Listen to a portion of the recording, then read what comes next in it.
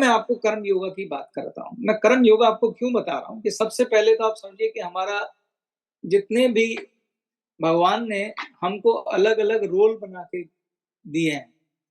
जैसे आप किसी के पिता हैं, आप किसी के माता हैं, आप किसी के भाई हैं, आप किसी के पुत्र हैं, पत्नी हैं, बेटा हैं। इसके अलावा आप बिज़नेसमैन हैं, आप सैनिक हैं, आप डॉक्टर हैं, आप पुलिस वाले हैं, आप इंजीनियर हैं। ये सब आपको भगवान के द्वारा दिए हुए यानी आपके भाग्य के द्वारा दिए हुए कर्म हैं। मान लीजिए आप सैनिक हैं, तो आपका भगवान के द्वारा आपको दी हुई ड्यूटी है कि आप सैनिक बनाए गए हैं। हमें लग रहा होता है हम खुद बने हैं, पर भाग्य चक्र ही आपको वहाँ पे पहुँचा देता है और मेरे ख्याल से आप में से ज़्यादातर लोग इस बात पे एग्री होंगे।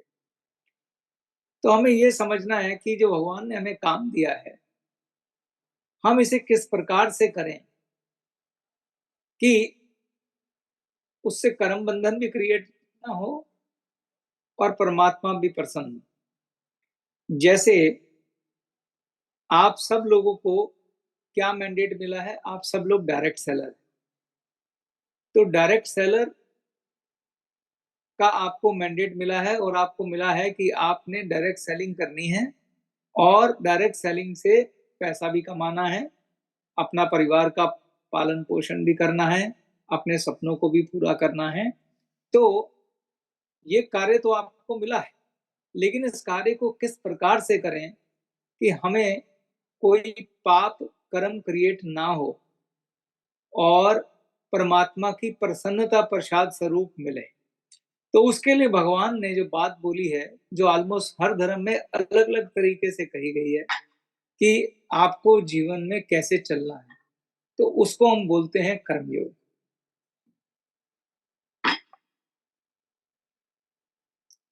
जैसे कि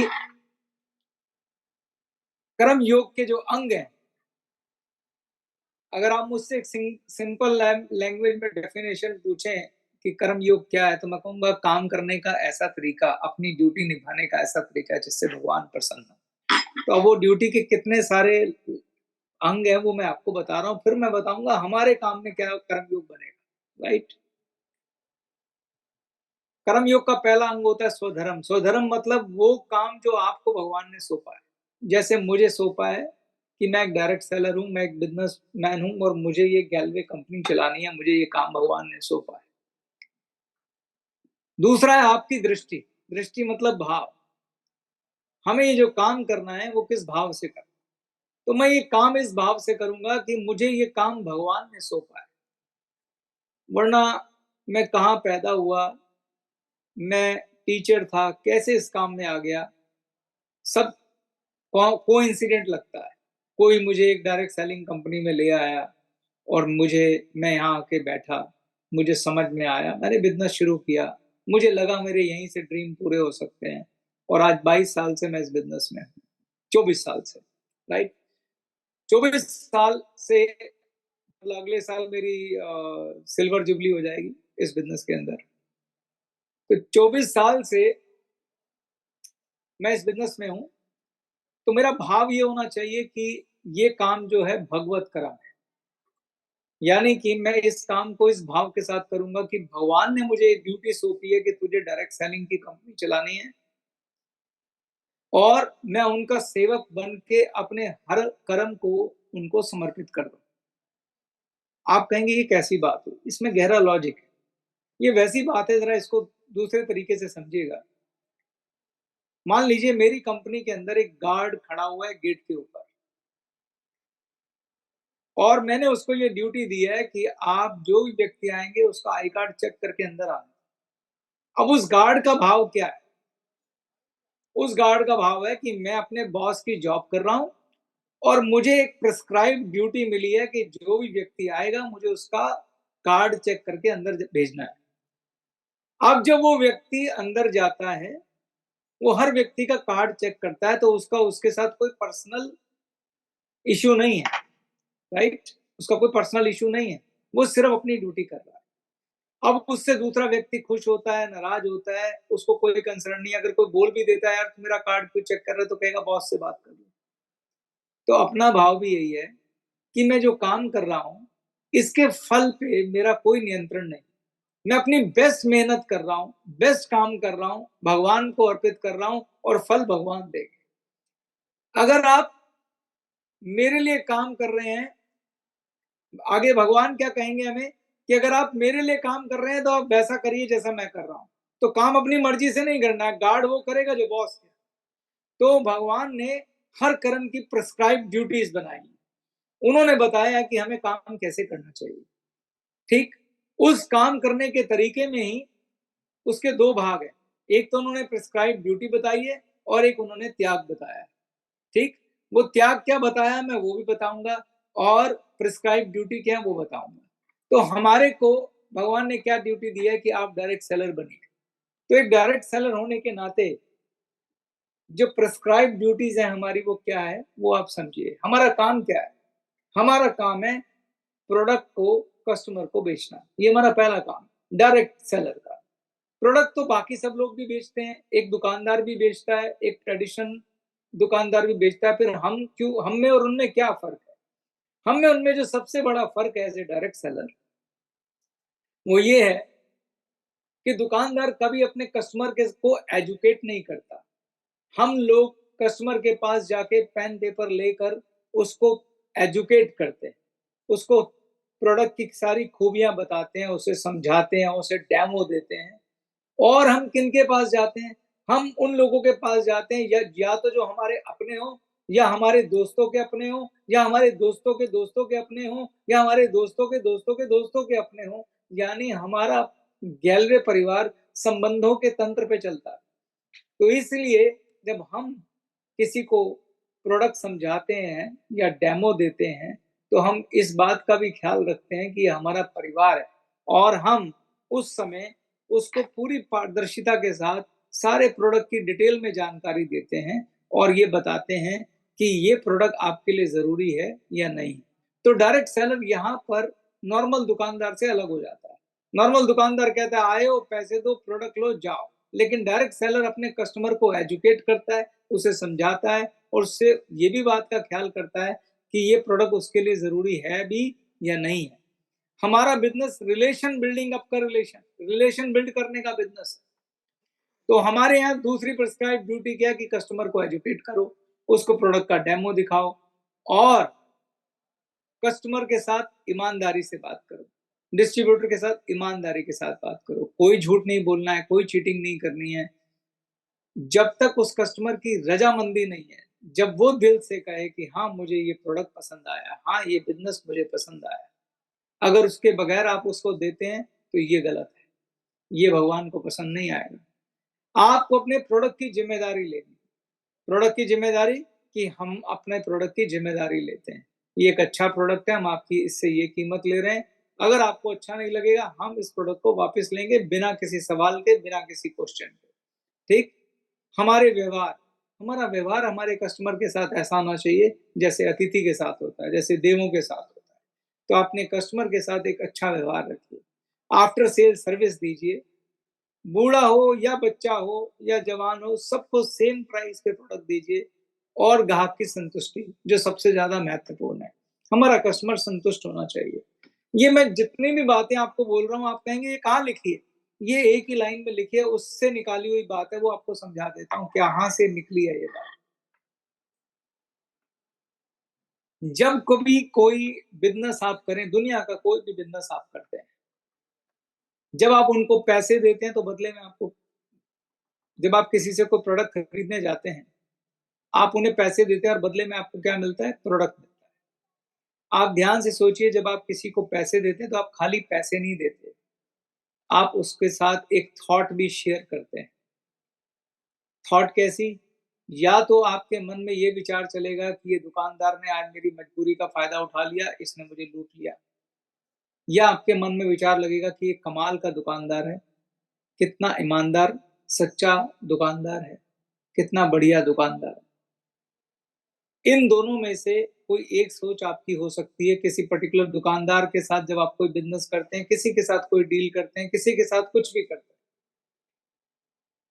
तो आप 2 चीज़ें अदा करी आपने, पैसे अदा करे और साथ में एक थॉट भी दे दी और अभी थोड़ी देर मैंने आपको बोला था कि थॉट से कर्म बंधन क्रिएट होता है।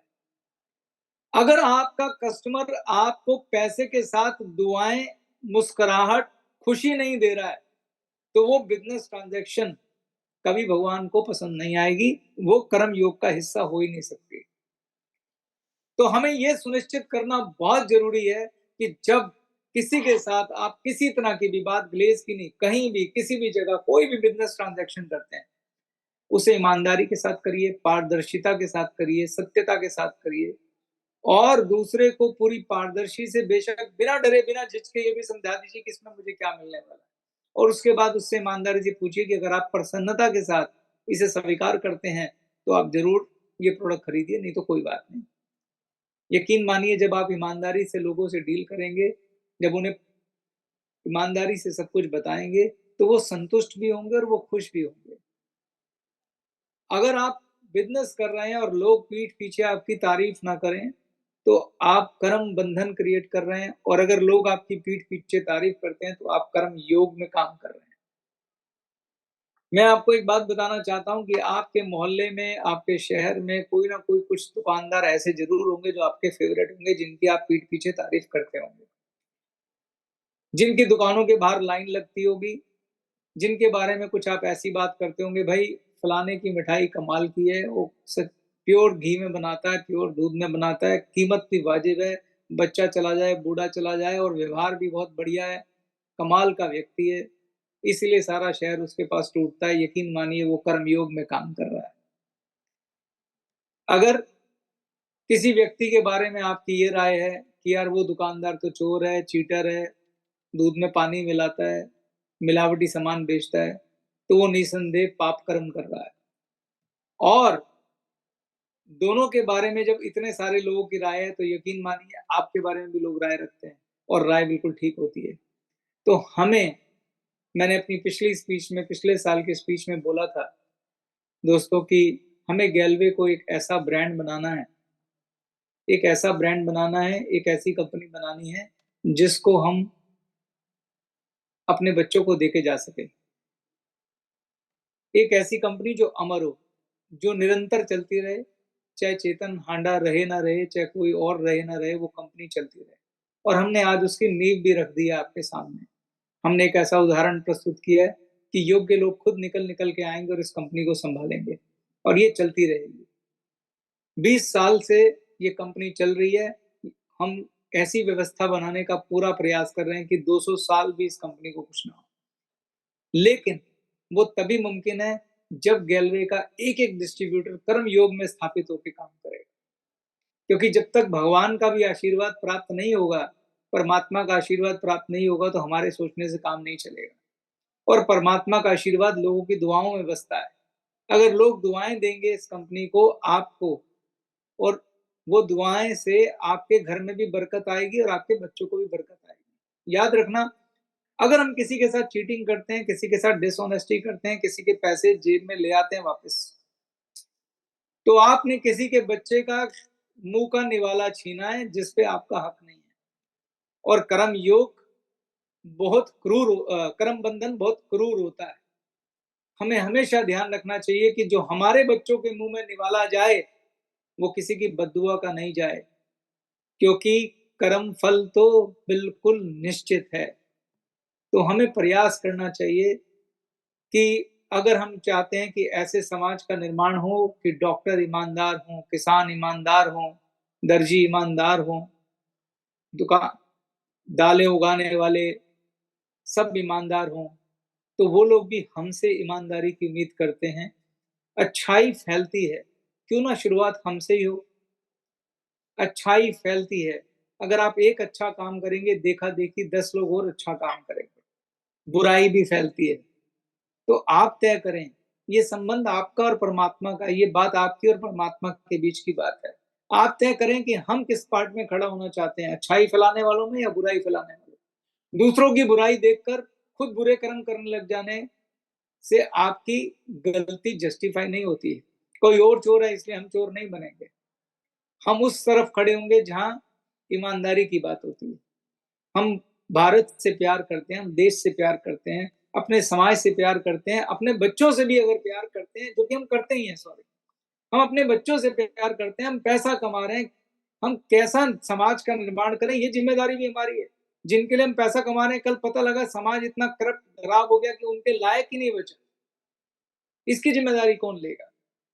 तो एक अच्छे संस्कारी समाज का निर्माण करने की भी जिम्मेदारी हमारे कंधों।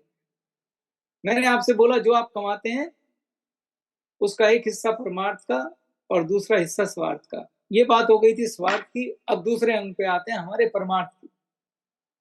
आप जो भी पैसा कमाते हैं, कर्म योग में सैक्रिफाइस की बात की जाती है। सैक्रिफाइस मतलब त्याग। त्याग इतना सिंपल शब्द है कि मानो आप एक कुर्सी पे बैठे हैं, वहां पे आपको कोई बुजुर्ग बड़ा वयोजन खड़ा दिखाई देता है और आपने उसको अपनी कुर्सी, आपसे एक दिन भी बड़ा है, आपने उसको अपनी कुर्सी दे दी। इसको बोलते हैं त्याग। आपने अपना सुख का त्याग करके दूसरे को दे दिया। इसको बोलते हैं सृष्टि चक्र में कर्मों की आहुति, यज्ञ में आहुति। इससे परमात्मा बहुत प्रसन्न होता है। जैसे आपने अपनी गाड़ी कमाई करी, आपने 10% उसमें से निकाला और सोचा कि समाज में जो जरूरतमंद लोग हैं, जहां भी आपकी श्रद्धा है, वहां पे आप उसको उसका योगदान दीजिए। बहुत सारे लोग हैं जो जिन्हें आवश्यकता है मदद की, जरूरत की। और जब आप अपने 10% का त्याग करते हैं तो आप यकीन मानिए बहुत सारे लोगों के त्याग को आप ऑलरेडी भोग रहे हैं। हम ऋणी हैं। आप पेड़ लगाइए, आप ब्लड डोनेशन कैंप लगाइए, आप मन में संकल्प लीजिए कि मैं कम से कम पोल्यूशन फैलाऊंगा, प्रकृति में स्वच्छ ऑक्सीजन जाए इसकी कोशिश करूंगा, मैं स्वच्छता फैलाऊंगा, मैं कूड़ा नहीं फैलाऊंगा, इससे एक अच्छे समाज का निर्माण होगा, मैं ईमानदारी फैलाऊंगा। आप क्या फैलाने में बिलीव करते हैं, इसका संकल्प लीजिए। मैं गैलवे को एक ऐसा प्रतिष्ठित ब्रांड बनाऊंगा कि जिसके कॉलर के ऊपर गैलवे लिखा हो तो समझ जाएगा कि ये परमात्मा का आदमी है, इसको फैलाएं। तो ऐसी कंपनी का सपना ख्वाब मैं देखता हूं यहाँ पर।